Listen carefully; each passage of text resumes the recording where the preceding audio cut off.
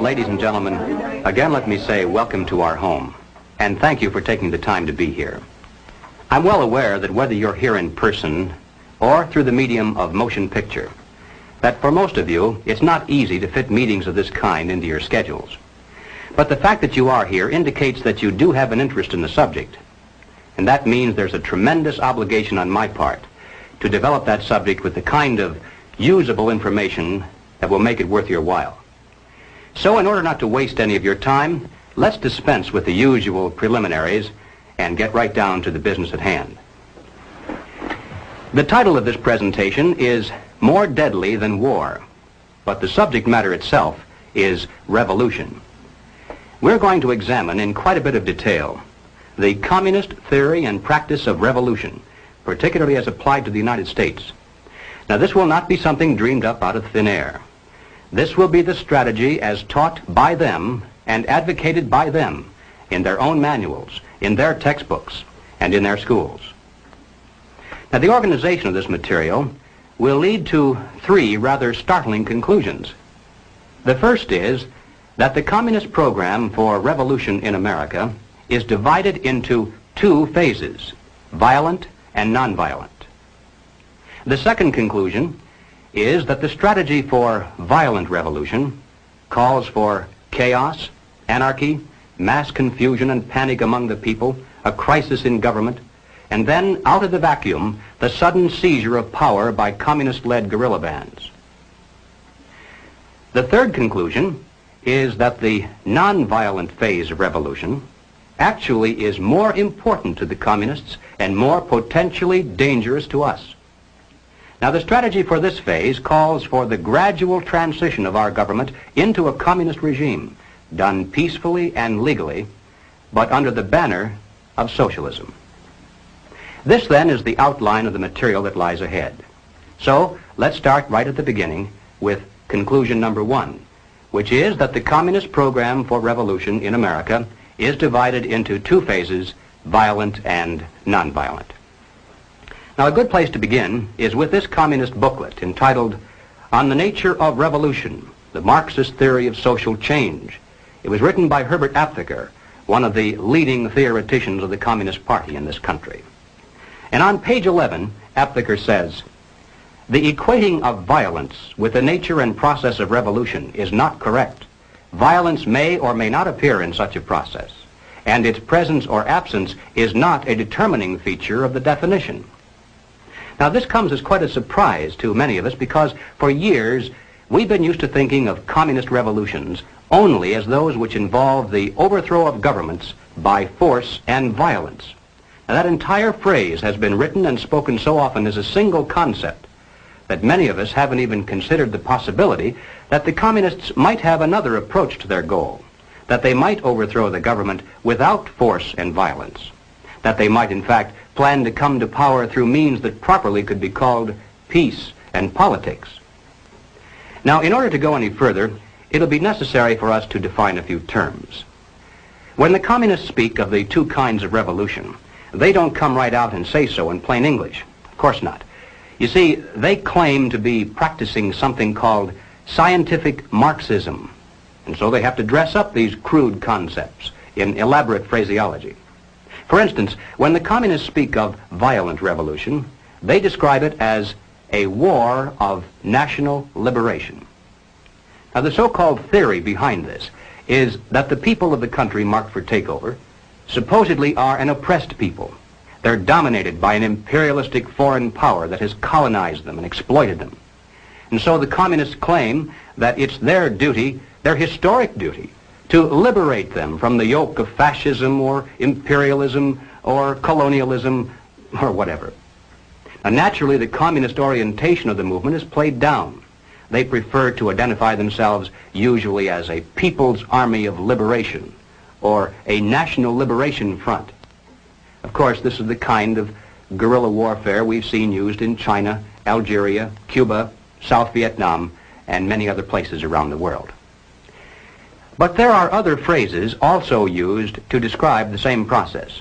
Occasionally, they'll refer to this violent type of revolution as an anti-imperialist war or an anti-colonialist war. but they all equal the same thing. Wars of national liberation, anti-imperialist wars, and anti-colonialist wars are all phrases used to describe that aspect of communist revolution aimed at overthrowing the government by means of force and violence. To describe their nonviolent revolution, the communists most often use the term proletarian revolution, but they also refer to it as the socialist revolution and sometimes as the anti-monopoly struggle. But here again, they all add up to the same thing. The proletarian revolution, the socialist revolution, and the anti-monopoly struggle are all merely different ways in which the communists describe their strategy for overthrowing the government through non-violent means. Well, all right, having defined some of the key phrases, we can return now to the communist literature and be able to understand what they mean when they use these words.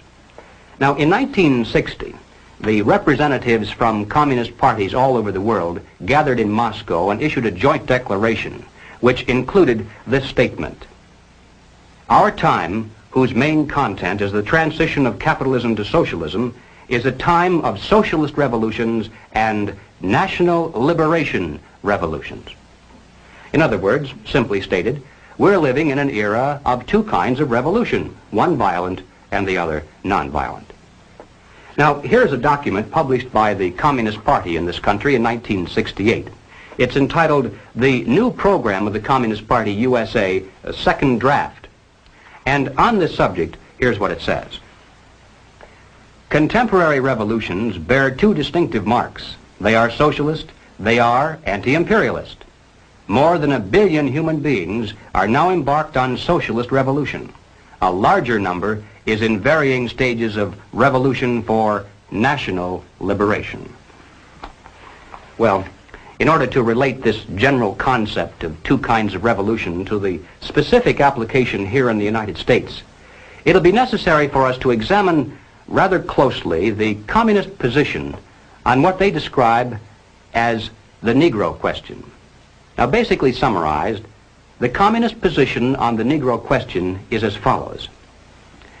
As early as 1928, the communists declared that the racial differences among our people constituted the weakest and most vulnerable point in our social fabric. By constantly probing and straining at this one spot, they calculated that eventually the cloth could be torn apart and that Americans could be divided, weakened, and perhaps even set against each other in open combat. They said in no unmistakable terms that the Negro people, because of their secondary social status and their predominant working class composition, offered greater revolutionary possibilities than any other cross-section of the population. To develop these possibilities, the communists proclaimed that the American Negro constituted a separate nation within a nation, a colony within the continental borders of the United States. The people of this nation were said to be oppressed and exploited by colonialist, imperialist, racist America. Consequently, the Communist Party called for their liberation, their right to self-determination, to break away from the United States and to set up their own nation within our borders. Now, to bring this about, of course, force and violence must be used. A war of national liberation must be fought. The territory designated for this nation to be liberated was the Black Belt in the South, those counties and states in which the Negro population was dominant. When established, the new nation was to have a Soviet-type government and be totally subservient to the Communist Party. But, and this is extremely important, the communists made it clear from the very beginning that they could never hope to capture all of the United States with a war of national liberation, only part of it. You see, elsewhere in the world, the segment of the population supposedly liberated by the communists has been a majority segment. The peasants in China, the Muslims in Algeria, all the people in Cuba. But in the United States, our Negro population is in the minority.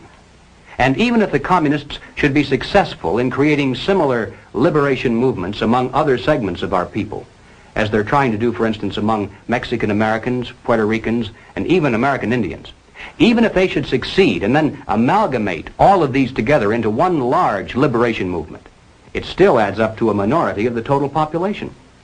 And the communists are not stupid. They realize that revolution of force and violence dependent upon a minority is doomed to ultimate failure, except in those areas where they actually do constitute a majority. But they aren't going to settle for just part of the United States. They want all of it. And so they made it clear long ago that their violent war of national liberation must be secondary to the nonviolent proletarian revolution.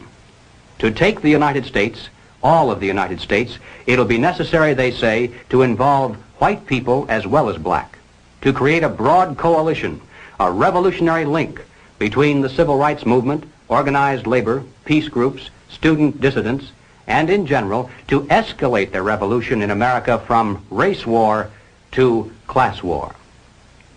Now this, in a nutshell, is the communist position on the Negro question. Let's turn now to the record and see how the communists themselves explain it. Now, this communist booklet, entitled American Negro Problems, was published in 1928. It was written by John Pepper, alias Joseph Pogany. Now, Pogany was sent to this country as the personal envoy of Joseph Stalin, and his specific mission was to bring the American Communist Party into line with the policies and directives from Moscow, particularly with regard to the Negro question. And here is what Pogany said. The Communist Party of America, in its fight against imperialism, must recognize clearly the tremendous revolutionary possibilities of the liberation movement of the Negro people. It is the basic duty of the Communist Party to develop all revolutionary possibilities of the Negro race. The Black Belt in the South constitutes virtually a colony within the body of the United States of America. Self-determination means the right to establish their own state, to erect their own government if they choose to do so. The Communist Party of America must come out openly and unreservedly for the right of national self-determination for the Negroes. But it would be a major mistake to believe that there can be any other revolution in imperialist America than a proletarian revolution. Now let me repeat that last sentence, because it's the key to this entire presentation. It would be a major mistake to believe that there can be any other revolution in imperialist America than a proletarian revolution. Well, moving forward to the year 1935, we come to this communist booklet entitled The Negroes in a Soviet America, written by James Ford and James Allen. Beginning on page 24, the general strategy is laid out in rather graphic form. You see, there's a major heading here entitled The Negro and Revolution. Directly beneath this, there's a subheading entitled Two Revolutions in One. And then within this section, it says, the problem of Negro liberation has two aspects. We shall first consider each separately and then show how the solution for the first flows into the solution for the second. Now, the next subheading then is entitled The Rebellion of an Oppressed Nation. And the section that follows that describes the violent revolution that must be fought to liberate the Black Belt of the South. And then finally, over in the next page, there's another subheading entitled The Proletarian Revolution. And here we begin to get an idea finally of what this phase of the revolution is all about. It says, capitalism is decaying. It is an outworn system. Capitalism is based upon the private ownership of machines, factories, railroads, land, and all other means of production. Only one thing can do away with the basis for the existence of capitalism, the expropriation of the capitalists. And by the way, I'm sure you realize that everyone here, by communist definition at least, is a capitalist. So you should feel good to know that there are those who are planning your expropriation someday. In order to expropriate the capitalists, the workers first need to discard the existing government machinery and to institute a working class government. Under this new workers' government, the building of socialism begins. Now, exactly what that's all about, the building of socialism, we'll get to in a moment. But finally, on page 28, under the third subheading entitled The Combination of Two Revolutions, the communists reveal how the two phases of their revolution are related to each other and which of the two is most important to them. Between the proletarian revolution and the revolution of the Negro people, there is a living link. This is the working class. Here reposes the leadership of the two aspects of the revolution.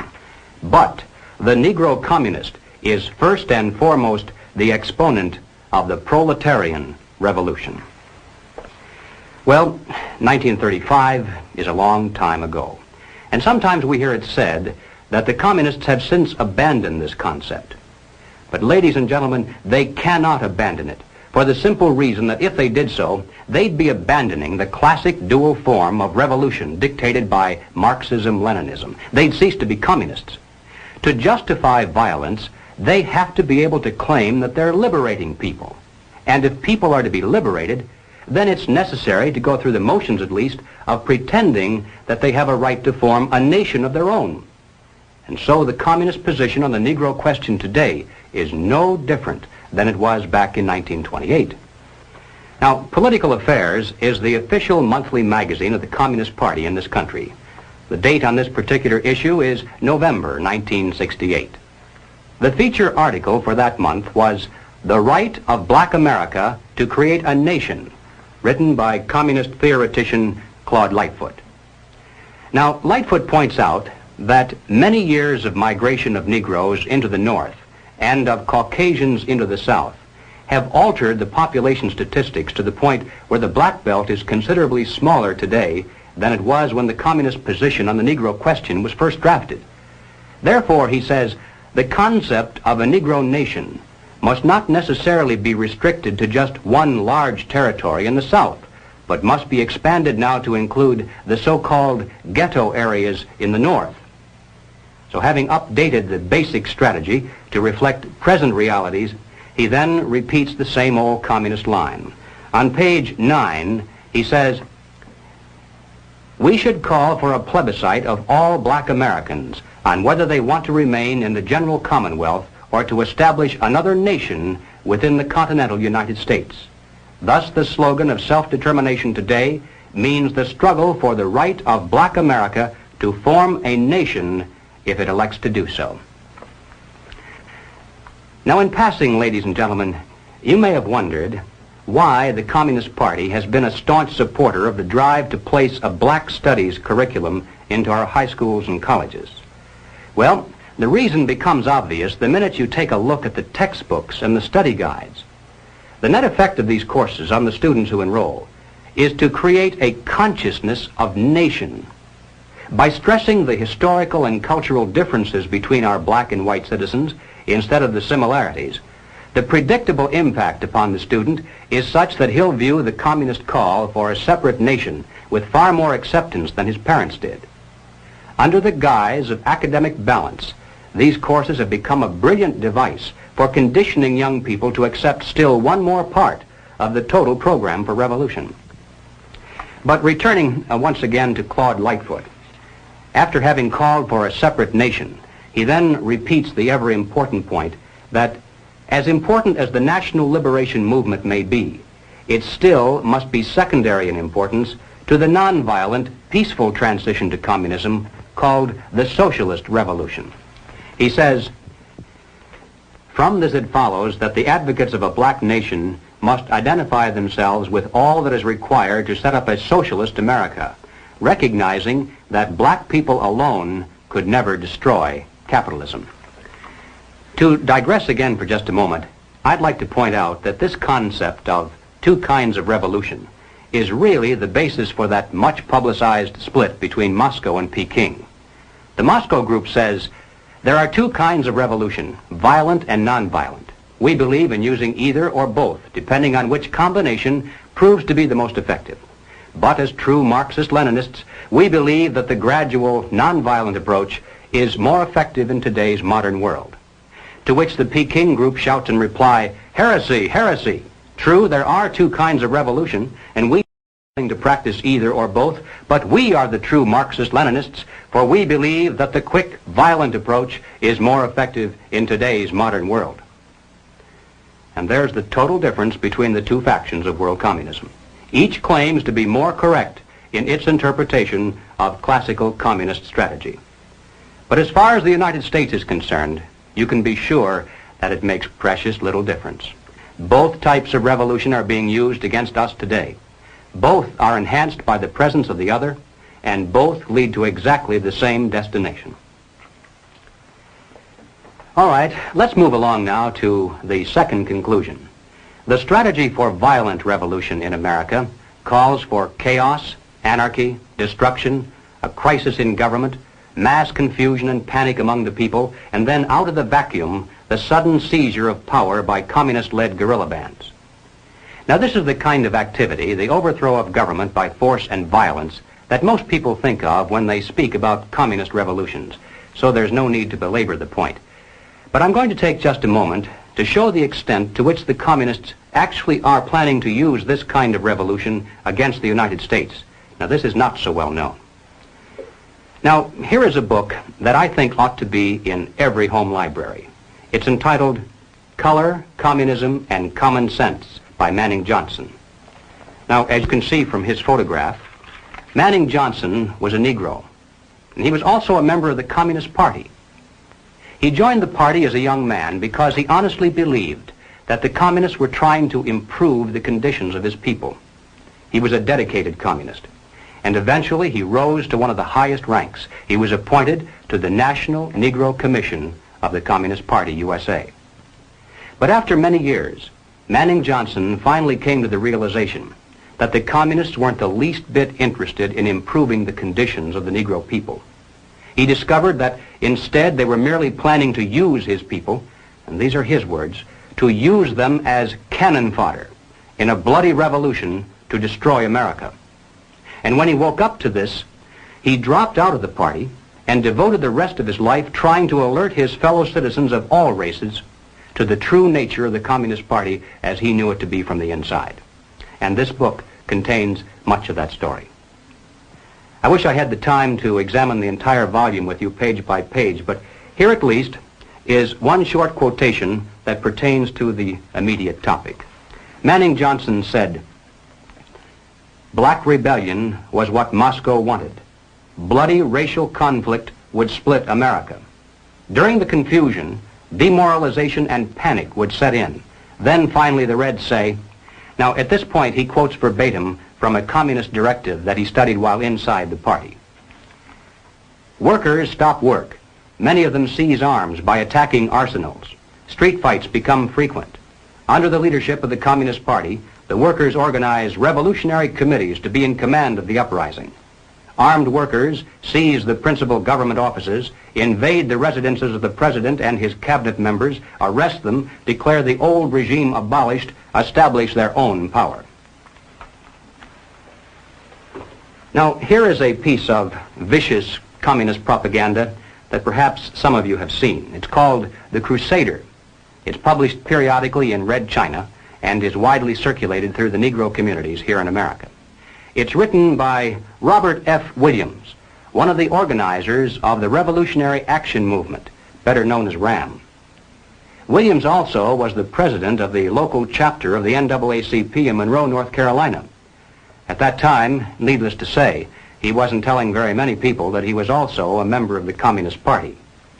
Now, one day back in 1961, he decided to start a small war of national liberation of his own. Apparently, he was too impatient to wait for the big signal. So finally, to avoid prosecution for assault with a deadly weapon and for kidnapping, he fled to Cuba and then to Red China, where he now writes communist propaganda. One other thing you should know about Robert Williams is that recently he was elected by members of SNCC, CORE, RAM, the NAACP, and similar groups as the president in exile of something called the Republic of New Africa. Following the communist line in every detail, these men claim that they're the representatives of a new government and a new nation within the continental borders of the United States. They issued a demand to the State Department that a large segment of land be turned over to them as their rightful territory. The proclamation said that they're now prepared to negotiate in good faith the peaceful transfer to them of the southern portion of the United States. The implication being, of course, that if they don't get it peacefully, then they'll just have to take it by force and violence. Already, the Republic of New Africa has established a central headquarters in Mississippi, and its leaders in the North are actively recruiting a Black Panther guerrilla force and what they call a Revolutionary Freedom Corps, the RFC, from among black militant students to act as organizers and to set up local provisional governments, as they call them, in the so-called ghetto areas. But the reason I've mentioned all this is merely to introduce properly one Robert F. Williams, the president in exile of this Republic of New Africa and the author of The Crusader. Now here is what Robert Williams says. The lifeblood of U.S. capitalism is its productive capacity and its extensive commerce. If these two factors were to become paralyzed and rendered sterile, the orderly function of the government establishment would degenerate into a state of chaos, and the superstructure of the system would collapse. The more automated a society is, the more vulnerable it is to forces of calamity. What would highly mechanized America be without electrical power? What would it be without modern transportation? What would it be without its industrial capacity? And then, having asked these questions, Robert Williams proceeds to explain in minute detail exactly how to manufacture the devices that can be used by a mere handful of people to ensure that highly automated America will lose its electrical power, its modern transportation, and its industrial capacity. I can assure you, ladies and gentlemen, that less than a dozen people, if they know what they're doing, can reduce any of our major cities into a helpless, seething mass of confusion, panic, and death. Just one person can poison the city's entire water supply, or destroy the main aqueduct, or blow up the principal pumping stations. And where would people in Los Angeles, for instance, get a drink of water if it didn't come out of a pipe? And how long can a human being survive without water? 4 or 5 days, perhaps? But long before that, there'd be tens of thousands of people dead in our cities, not from thirst, but because they were unable to defend what water they had from roving bands of desperate people who were dying of thirst. And that's thinking only of the loss of water. In your mind's eye, compound that with no food, no electricity, no way to dispose of sewage, no police protection, no water pressure to fight fires, no radio or TV, no telephone, no buses, no gasoline for your car, no way to escape, no place to go if you could. And don't think for a minute that the countryside would be immune from disaster either. In this issue of The Crusader, the communists call not only for extensive chaos within the cities, but for putting to the torch every village, every forest, every field, and every barn. The plan is for raging fires from one city to the next. The reason? Well, first, there's the value of sheer destruction. Secondly, it would force us to deploy our defenses and rescue units over the widest possible area. The communists point out that as long as our police and National Guard remain concentrated, they're invincible. But if they can be forced to spread out over the entire city and into the countryside as well, then they can be picked off from ambush one by one. And the third value of massive fire to the communists is psychological. The average American, they say, soft and decadent, when he sees billows of black smoke rising from one horizon to the other, when at night the only light he has to see by is the flickering red from flames leaping into the sky, he'll become paralyzed with fear and panic. He'll run away and hide and do nothing to interfere with the guerrilla bands as they strike at the community's power centers. The Crusader explains how to set up sniper units in crowded metropolitan areas, how to manufacture jumbo Molotov cocktails, the gallon jug size, and how to mix the gasoline with certain ingredients to make it burn like napalm, how to pour gasoline into utility manholes in the streets to set fire to the main telephone cables, how to put sulfur tips from matches into air conditioning units and blow up large buildings, how to ignite gas mains and oil storage tanks. It explains how radio-controlled model airplanes can be used to fly explosive heavily guarded fences into gasoline storage areas or munition stockpiles. It even calls for infiltration into the National Guard units, revolutionaries posing as non-militants for the purpose of getting free military training and for gaining access to critical military supplies and heavy weapons. And then, finally, Robert Williams says this: any all-out minority revolution must create a state of crisis wherein almost all of the male population would be forced to remain in their homes to protect their property and families. The middle class is very large, but it is not accustomed to deprivation and terror. Because of its affluence, it has waxed soft. It has no stomach for massive fire, blood, and violence. The motive force behind its life drive is its endless pursuit of prestige, conspicuous consumption, and sensual pleasure. A few years of violent, sporadic, and highly destructive uprisings will set the stage for the grand finale. After the stage is properly set through protracted struggle, America could be brought to her knees in 90 days of highly organized, fierce fighting, sabotage, and massive firestorm.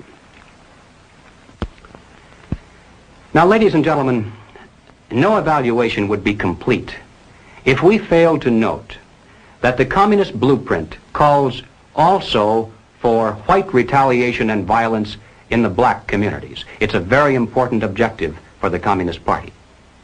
So far, they've only been able to involve a small percentage of our Negro people in this war of national liberation. The great majority want no part of it in any form. But the one sure way to change that is to have white vigilante groups striking into the Negro sections supposedly to seek revenge. We mustn't kid ourselves into thinking that the communists have placed their agitators only into the black communities. They're working both sides of the street. They want hatred, violence, and bloodshed between the races, and they don't care how they get it or whom they use, even children if necessary.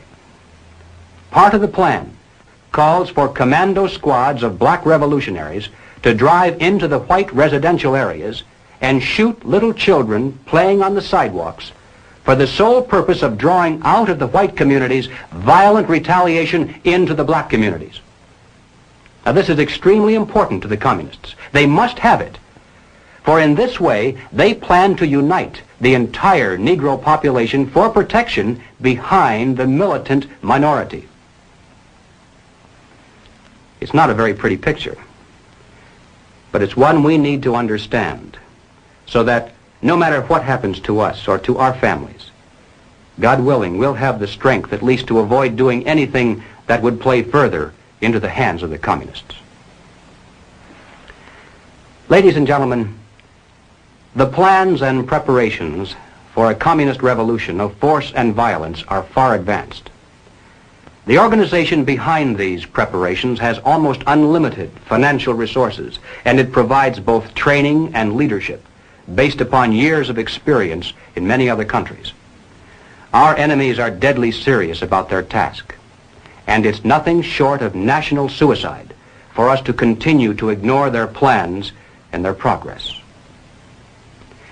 Well, all right, having said this, now I'm going to qualify it somewhat by turning to conclusion number 3.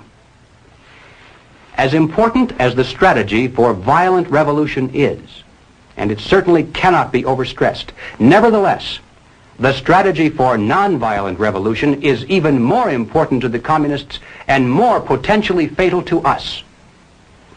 So let's turn next to that part of the total picture. Ladies and gentlemen, as pointed out previously, the communists can never hope to come to power over the entire United States through a so-called war of national liberation of a minority population. They can capture a large portion of it, and they can create an awful lot of chaos and destruction everywhere else. But to take the country as a whole will require an entirely different approach. The violent revolution becomes of primary value to the communists to the extent to which it can be used to condition the masses psychologically to accept the nonviolent revolution, which is offered supposedly as the only alternative. Hoping to avoid further violence and bloodshed, the public is to be pressured into accepting measures that will move the country gradually and legally toward communism, but without calling it that. The strategy of the proletarian revolution calls for the quiet conversion of our government into a communist regime, but under the banner of socialism. Well, what is socialism? All right, Let's define it. According to the dictionary, socialism is a political concept based upon the principle of government ownership and control of property, the means of production, and the avenues of commerce. But the important thing, as far as this presentation is concerned, is how do the communists define it? And this is where many people are surprised to learn that the communists have an entirely different meaning for the word socialism than the average American has. Did you know that there isn't a single communist country in existence anywhere on earth? That's right, not one. Russia isn't a communist country. Red China isn't. Cuba certainly isn't. These are socialist lands. That's how communist leaders always describe them. You see, according to the teachings of Karl Marx, communism will come to this world only in some future utopian era, when men will have learned to live together in perfect harmony, when they'll no longer be greedy or competitive, when they'll want to share equally with their fellow human beings and have nothing better than anyone else. When this comes to pass, there'll no longer be any need for police or for government of any kind.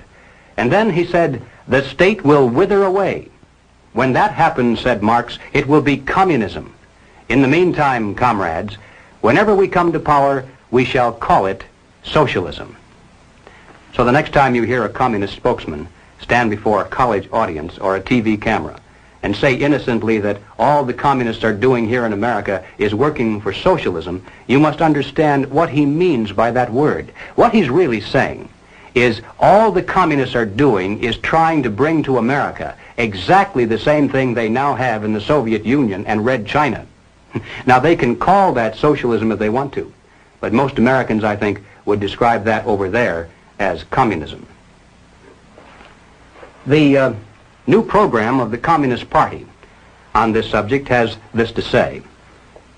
The term socialism describes but the first stage of a new society that in its full development is called communism. Socialism is a transitional stage. Well, the important question, though, is why do the communists promote socialism?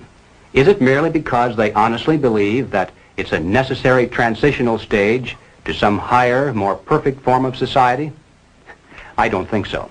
I doubt very much if the communist leaders believe their own fairy tale. And I'm sure they're not so naive as to believe that their present super state is ever really going to wither away. But they promote socialism just the same because they know that socialism, by definition, means control over people. If the government owns and controls all property, all means of production, and all avenues of commerce, then it controls all people.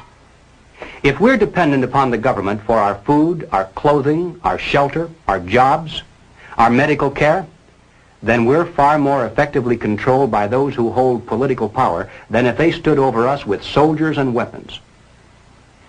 Some years ago, I happened to attend a meeting where several anti-communist refugees from behind the Iron Curtain were called upon to relate their personal experiences.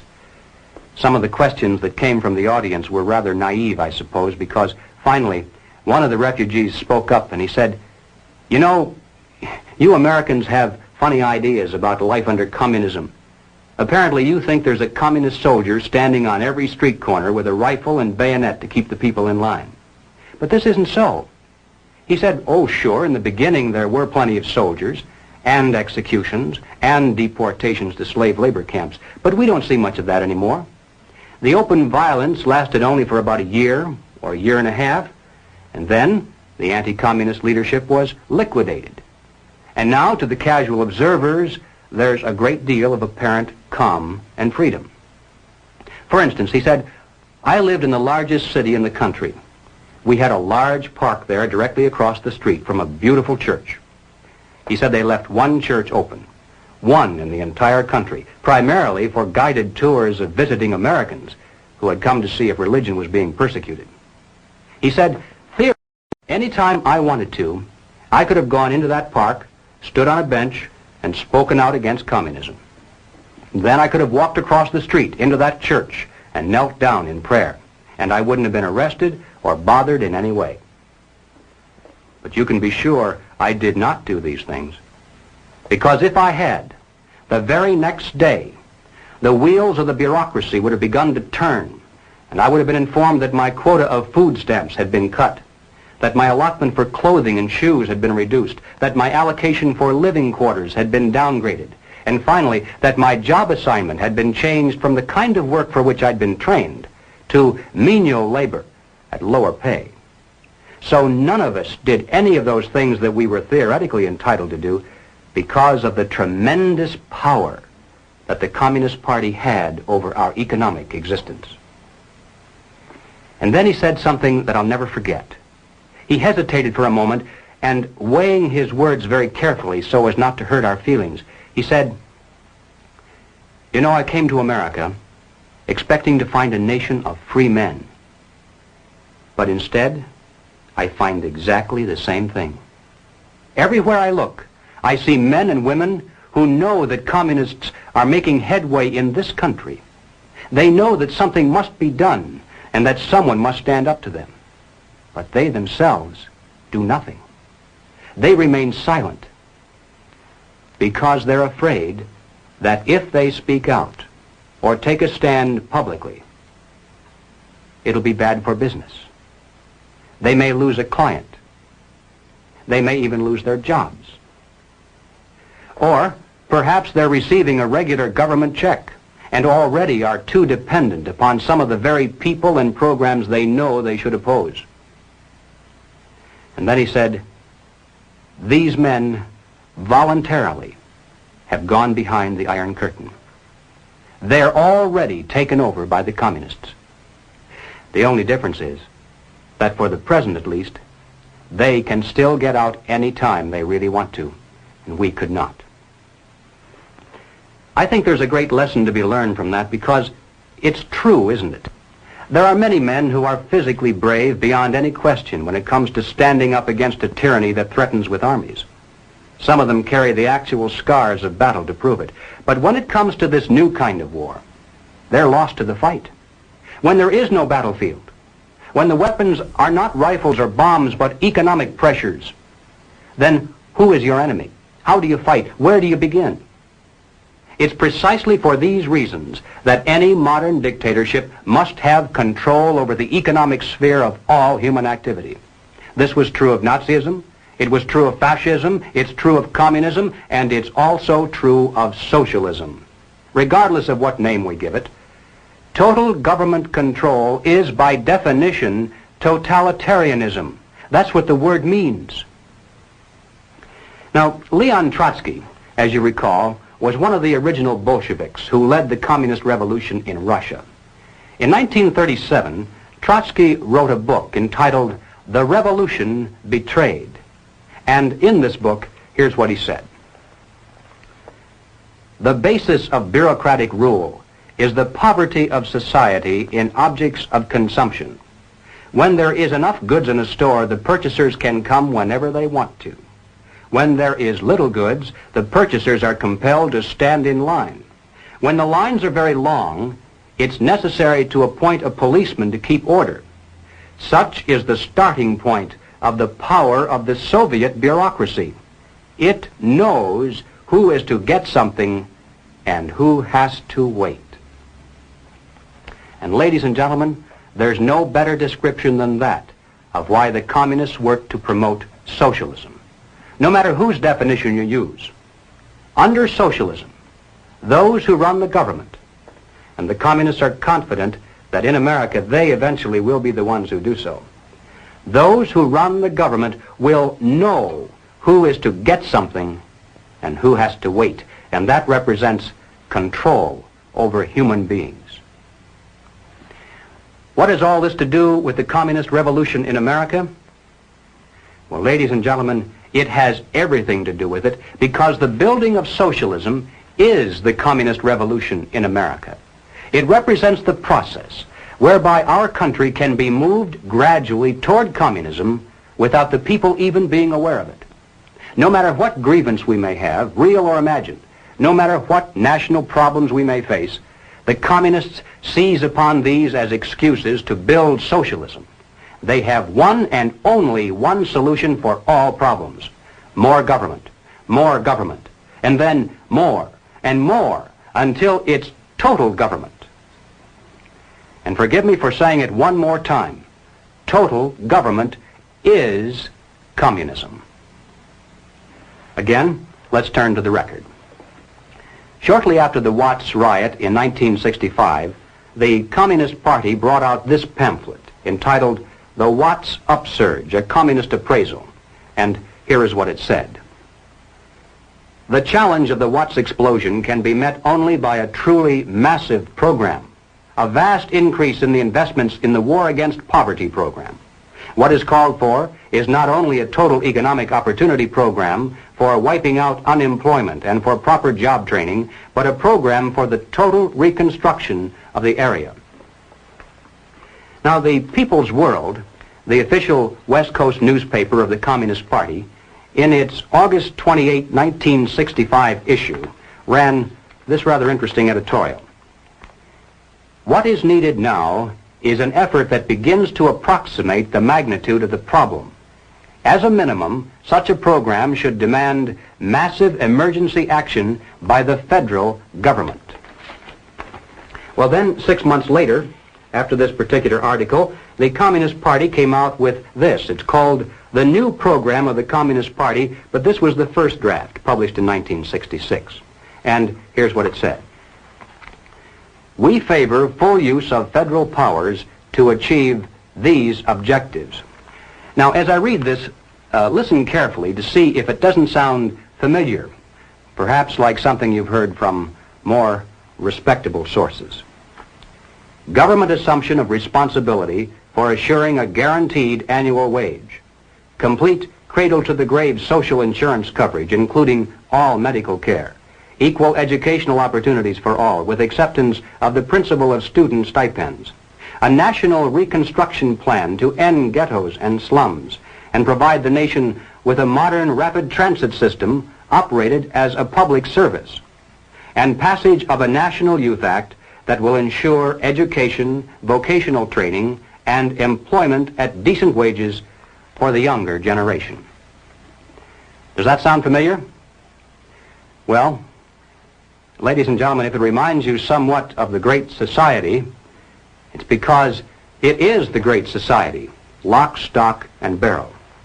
Gus Hall, head of the Communist Party, explained it this way. This is the January 24th, 1965 issue of The Worker, and Gus Hall said, "The communist attitude toward the Great Society can be summarized in an old saying that two men sleeping in the same bed can have different dreams. We communists support every measure of the Great Society concept because we dream of socialism."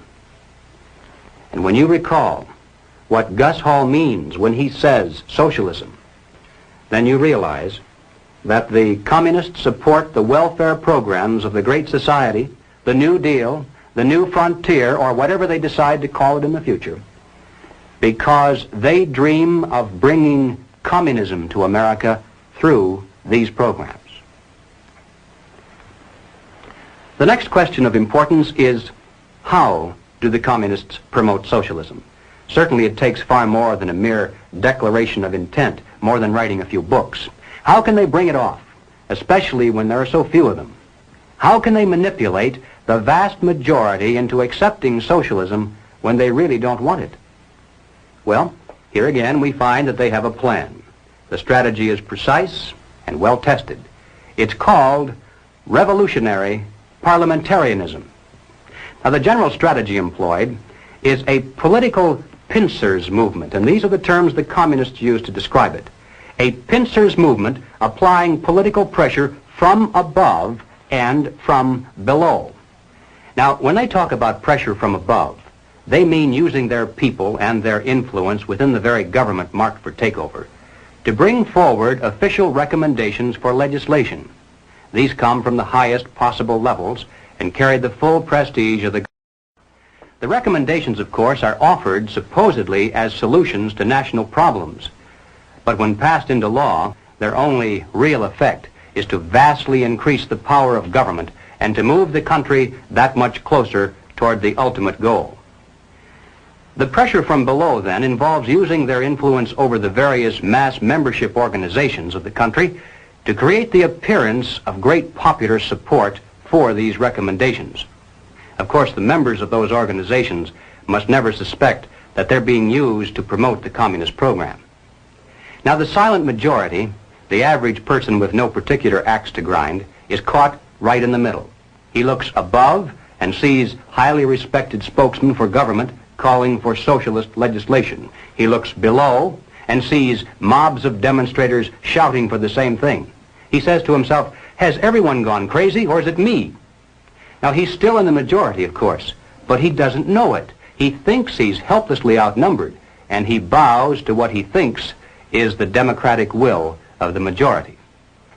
All that remains, then, is for the duly elected legislators to place their own careers and political expediency above the best interests of the nation, to yield to this political pressure and pass the legislation into law. Then the whole process starts all over again with new recommendations from above, new demands from below, and finally new capitulation in the halls of Congress.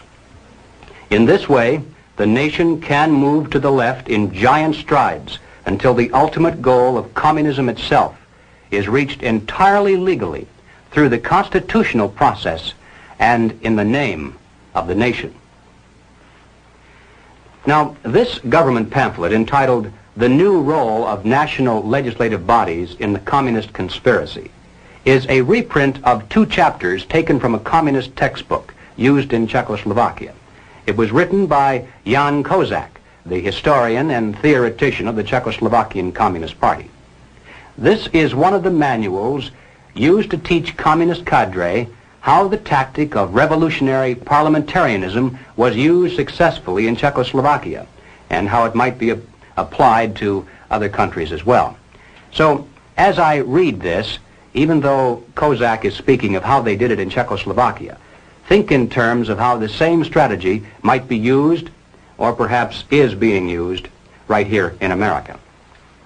Kozak said, "The pressure from above successfully employed by our workers' class was the use made of the organs holding powers, the government, parliament, national committees, for bringing about a wide popularization of revolutionary demands and slogans.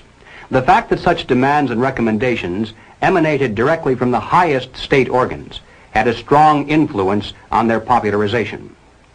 Whereas pressure from above is the pressure exerted by the organs of the state, pressure from below is the pressure exerted by the popular masses.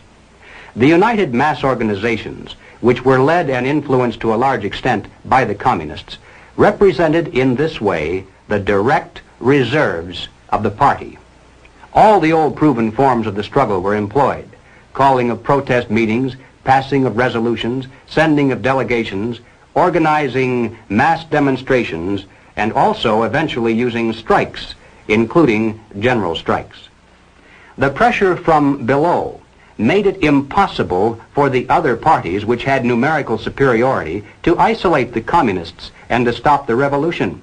Thus it made up for the numerical weakness of the revolutionary representatives.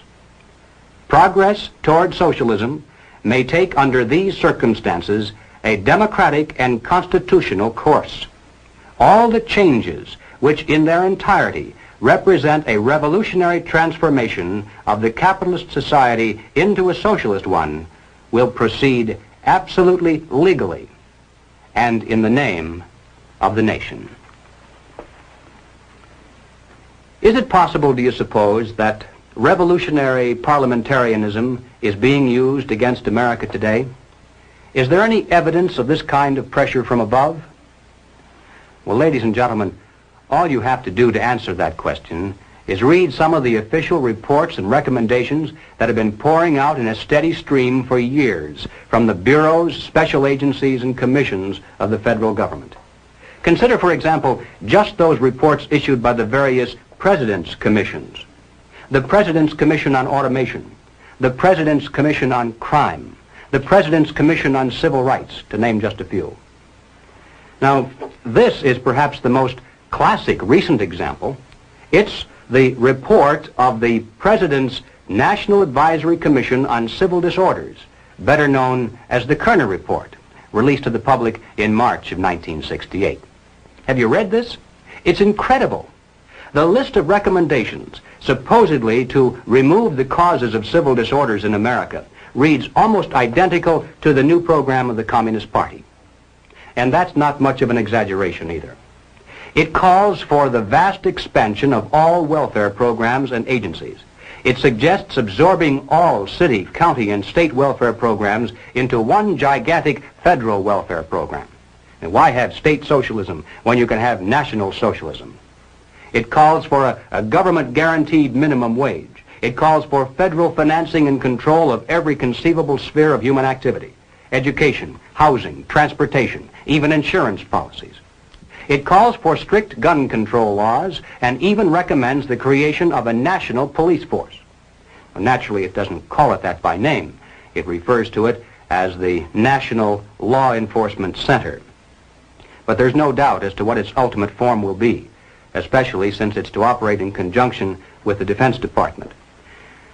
But the most incredible thing about this report, I think, is not the list of recommendations. That's almost expected from groups of this kind nowadays. The real shocker lies in its findings, the discoveries it made. Here was a body of men, highly respected, with the prestige and financial resources of the federal government at their disposal. Their task was to uncover all of the causes of civil disorders in our land, and to do so impartially with favor or malice to no one, let the chips fall where they may. Now, would you suppose that the Communist Party played some tiny, microscopic role in the riots, the campus disorders, the assaults against police? Well, you're mistaken. Just because the leaders of these revolutionary movements carry the Viet Cong flag, pay homage to Che Guevara, travel frequently to Moscow and Peking, preach against capitalism, promote the building of socialism, follow the communist line without deviation, and move in perfect unison in every major city, that doesn't prove anything. According to the Kerner Report, the communists are playing absolutely no role at all in civil disorders. Look it up in the index. Here's a book with over 600 pages of fine print dealing with all of the causes of civil turmoil. And the words communism or communist aren't found even once. Not even to say that they looked into it and found it not to be an important factor, which is the expected cliche today. Apparently, the internal threat of communism is no longer even worth looking into. But what about the other half of the pincers? Is there any evidence of pressure from below? Well, consider the nature of such things as the mass action tactics of the Selma March of 1965, the various peace marches and civil rights marches held in almost every major city in the intervening years, the Poor People's Campaign and Resurrection City. What are these? Do they truly represent an expression of the majority of Americans, or are they merely well-organized pressure groups putting on an impressive show to create the illusion of vast popular support? And what effect does this have on Congress? Every time there's a new show of strength, doesn't Congress buckle under the political pressure and pass into law the recommendations previously made by some commission or agency of the federal government? And hasn't the silent majority been caught between these pincers? And hasn't the country been taking giant strides to the left through our constitutional process and in the name of the nation? The entire process was best described, I think, by Martin Luther King. He wrote an article for Saturday Review, which appeared in the April 3rd, 1965 issue. And here is how he described it. The goal of the demonstrations in Selma, as elsewhere, is to dramatize the existence of injustice and to bring about the presence of justice by means of non-violence. Long years of experience indicate to us that Negroes can achieve this goal when four things occur. 1. Nonviolent demonstrators go into the streets to exercise their constitutional rights. 2. Racists resist by unleashing violence against them. 3. Americans of conscience, in the name of decency, demand federal intervention and legislation. And 4, the administration under mass pressure initiates measures of immediate intervention and remedial legislation. And that, ladies and gentlemen, is a perfect description of how pressure from below is being used in America today to further the nonviolent proletarian revolution. You know, it always bothers me when I have to agree with the communists.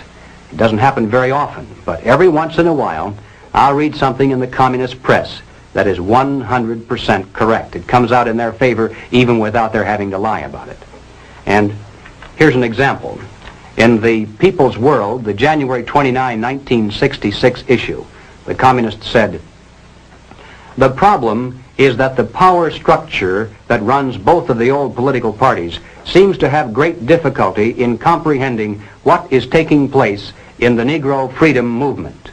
They don't know a revolution when they see one." And all I can say to that is amen. They sure don't. They call it everything under the sun except a revolution. And they're the same people, by and large, who still tell you it can't happen here. Ladies and gentlemen, not only can it happen here, not only is it happening here, but it has been happening here for years. The problem is that most of us haven't been able to recognize a revolution in all of its forms when we saw one. Well, all right, so what do we do about it? What are the countermeasures that need to be taken? And where do we begin? We begin by knowing what not to do, because if we do the wrong things, obviously that's worse than doing nothing at all. For example, as I'm sure everyone here is well aware, we must not be led into placing the blame for the riots, the civil disorders, on the Negro people of our nation. Even those few who are promoting hatred and violence in the black communities are not themselves the cause. They're merely being used by forces far bigger than they are to promote the violent phase of the revolution in America. Just as many white people are being used, I might add, by those same forces to promote the nonviolent phase. Secondly, and this too almost goes without saying, we mustn't resort to violence either as a means of furthering political or social goals. And we must do everything humanly possible to discourage others from doing so. Third, we must not be fooled into thinking that the causes of our civil turmoil are such things as poverty, poor housing, lack of education, and similar social or economic factors. As a matter of fact, most of today's self-styled revolutionaries, black and white, come from good homes, could earn better than average incomes if they wanted to work. And in fact, they're products of some of the finest institutions of higher learning. We shouldn't be indifferent to the social and economic conditions of those in need, and we should do all we can within the concepts of economic and political freedom to improve those conditions. But let's not kid ourselves into thinking that these are the causes of our national problems today. Fourth, we must not look to the expansion of government and government programs as the solution. As I hope I've made it clear by now, this is exactly what the communists want us to do, because it's the very process whereby they hope to come to power in this country through nonviolent means. These are the things we must not do. What then does that leave on the positive side? Well, first of all, and perhaps most obvious of all, we must support our local police. But that means a lot more than just putting a bumper sticker on the car. It means taking an active interest in civic affairs to ensure that the police aren't saddled with so-called civilian review boards. Nothing can be quite so damaging to police morale and efficiency as converting every arrest into a trial of the policeman instead of the criminal. To support your local police also means making sure they remain independent of control from Washington. And don't forget, whatever the federal government finances today, it shall control tomorrow. Next on the list, we must recapture the American faith in the free enterprise system. Capitalism has become almost a dirty word in some places, mainly because its defenders were busy enjoying the fruits of capitalism while its enemies were busy writing books and giving lectures. Consequently, Capitalism has retreated steadily before the onslaught of socialism and now is struggling for its very existence. Young and old, we must become students again and study the theories of Madison and Jefferson, Bastiat and von Mises, just as intently as our enemies pursue the pages of Marx and Lenin, Galbraith and Keynes.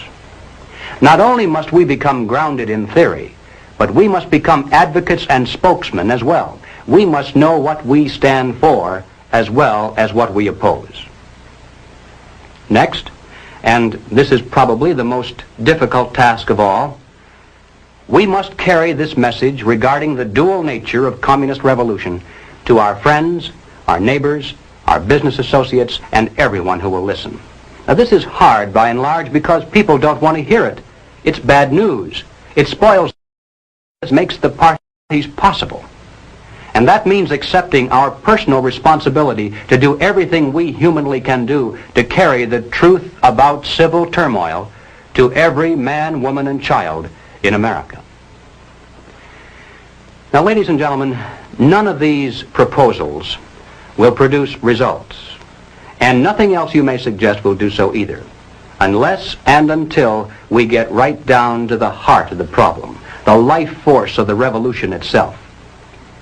We must discover the identity of those individuals, both above and below, who consciously are furthering the communist program for revolution, and then remove them from their positions of trust and leadership. Anything less than that will be totally futile, because we'll merely be running around trying to put out 1 or 2 fires over here, while they're busy setting 10 new ones over there. Now, of course, the minute you begin to think along these lines, you'll become the target of a whole barrage of attacks. You'll be called a witch hunter, a McCarthyite, a right-wing extremist, and other delicate phrases that are well designed to intimidate the average person into silence.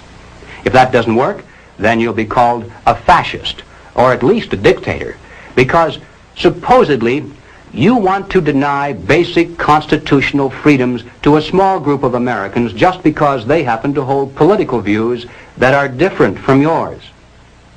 How many times have you heard that? And you know, at first it sounds almost convincing. But the argument is a trap. And the bait inside that trap is the hidden assertion that the Communist Party is merely a political party. Now, if it were a political party and that's all, then of course we would have to grant them all the same constitutional rights and immunities as other loyal American citizens. But if the Communist Party is not a political party, if it is in fact a supranational organization dedicated to world conquest, if in addition to political means it also uses military means, economic means, propaganda means, bribery, blackmail, treason, murder, and any other means that suit its purposes, then its members are not political by nature, are not loyal to the United States, and have no legal or moral claim to constitutional liberties. There's no such thing as absolute freedom. For every liberty, an equal and opposite restraint is required. For example, in order for us to enjoy freedom of speech, it's necessary to deny others the freedom to come in here and break up this meeting. The logic of liberty is that it must stop short of the liberty to destroy itself. And if we're to preserve the freedoms we cherish in this land, then we mustn't be tricked by clever propagandists into giving the Communist Party the freedom it seeks to destroy freedom for us all. Well, now, ladies and gentlemen, I'm going to close this presentation with 2 observations that I know you may not want to hear, but they must be made nevertheless. The first is that this struggle in which we're now engaged, in a very real sense, is more deadly than war. Call it what you will, Cold War, revolution, struggle, whatever. The present stakes are higher than in any other war we've ever known. After all, why do we dread war? Well, there are 3 reasons: death, destruction, and human suffering. But ladies and gentlemen, if communism should ever come to America, we'll face more death, destruction, and human suffering than any people in history has ever faced at the hands of their invading conquerors. And it would make no difference whether the road to communism were traveled violently or non-violently. The so-called expropriation of the capitalists that would lie at the end of that road would constitute one of the greatest bloodbaths of history. Now, the second observation is related to the first. It is simply that we have now passed the point of painless solutions and parlor patriotism. There was a time, and not too long ago, I think, when we could have pulled ourselves out of this without too great a sacrifice on the part of anyone. All that would have been necessary would have been for us to take an interest in the domestic affairs of our nation and to insist that our elected representatives merely enforce the laws that were then on the books to protect us from internal subversion and to keep the enemy outside the gates. But we didn't. Instead, we slept. And one by one, those laws were stricken down by the Supreme Court. Congress failed to repair the damage, and our defenses are no more. Now the enemy is inside our gates. He is on our streets. He is in our halls of Parliament. And now there is hell to pay. Our enemy is not going to leave quietly just because we suddenly discover him and ask him to go. Hardly. The nature of tyranny is such that, like the barb on an arrow, it goes in easily. But the price of pulling it out is a piece of flesh. Now let me be more specific.